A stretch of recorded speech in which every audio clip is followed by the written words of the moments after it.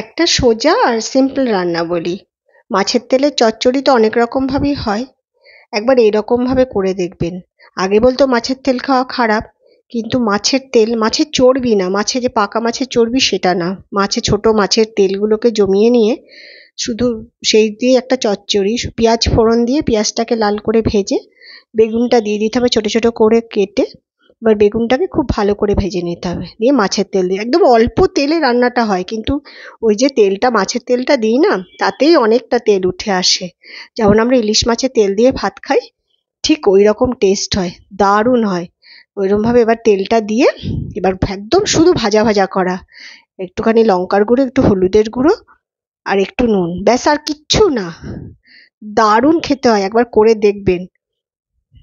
দারুণ টেস্টি মাছের তেলের তরকারি। আমার চ্যানেলকে যারা সাবস্ক্রাইব করেছেন তাদের অসংখ্য ধন্যবাদ। আমার ভিডিও যারা দেখেন তাদেরও অসংখ্য ধন্যবাদ। ভালো থাকবেন।